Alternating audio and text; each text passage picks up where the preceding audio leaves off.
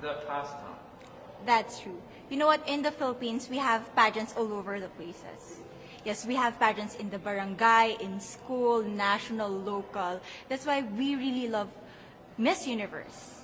It's like it's giving pride and putting the Philippines back on the pedestal. That's why there's an added pressure as a candidate coming from a pageant-loving country. But it's a good pressure. I always look up to our former Miss Universe Philippines. They really did well in the competition. And now this is my time to show who I am, you know, to offer what Rabia can show to the rest of the universe. So I'm very happy, and at the same time, I'm excited to make all my kababayans proud, and hopefully I do.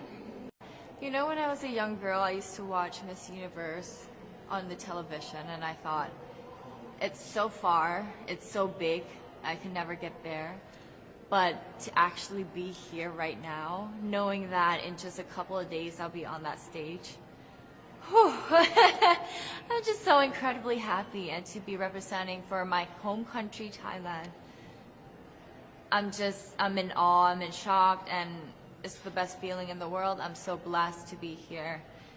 And I cannot wait to be on that stage and really perform and make my country proud. Why do you think it is that the Philippines love pageants?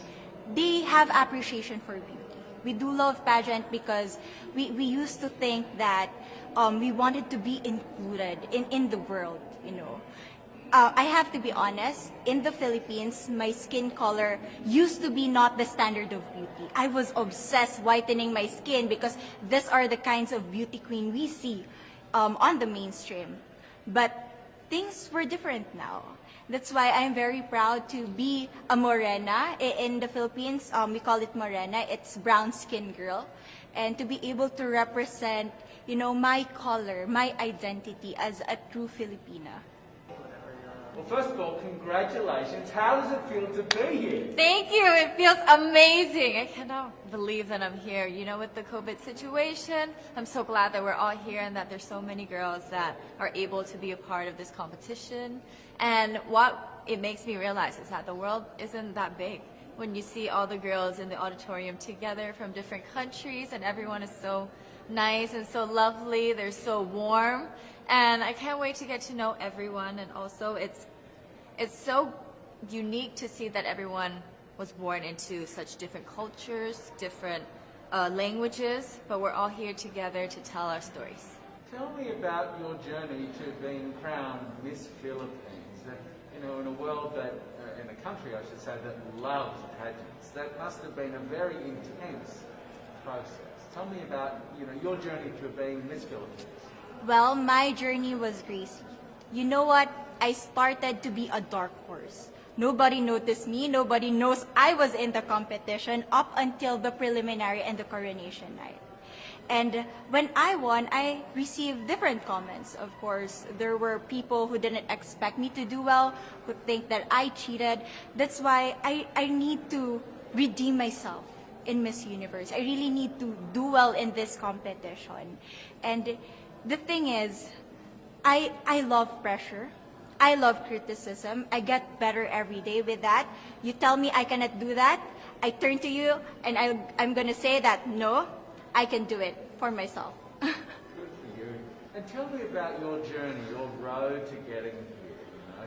Just I know you obviously was Thailand, but the physical journey to get here, did you just hop on a plane and get here and it was that easy or no? Oh my goodness. Well, Thailand is very far away.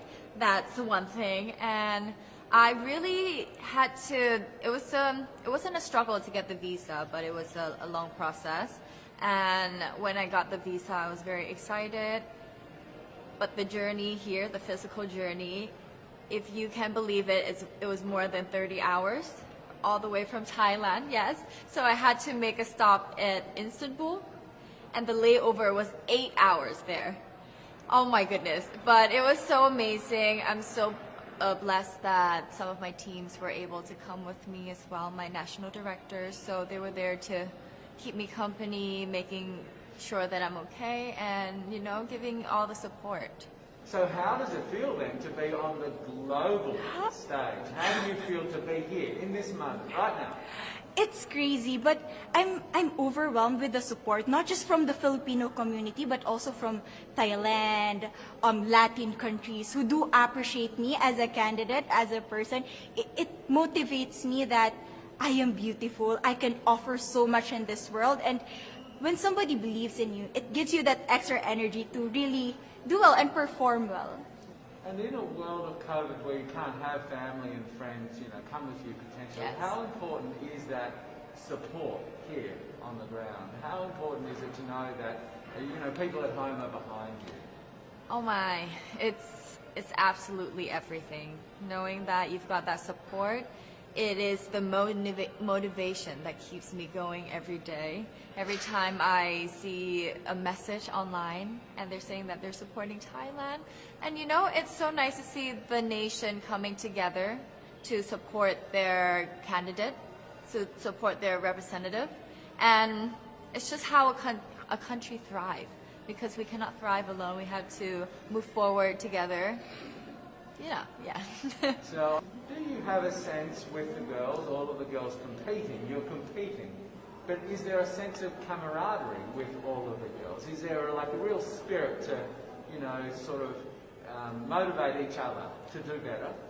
You know what? I have a different idea about Miss Universe. I thought it's going to be very competitive, in a healthy way, well, of course. But now I can see every girl helping each other, from fixing those hairs, from trying to zip up those outfits. It speaks of the closeness and the kind of camaraderie that we want to have.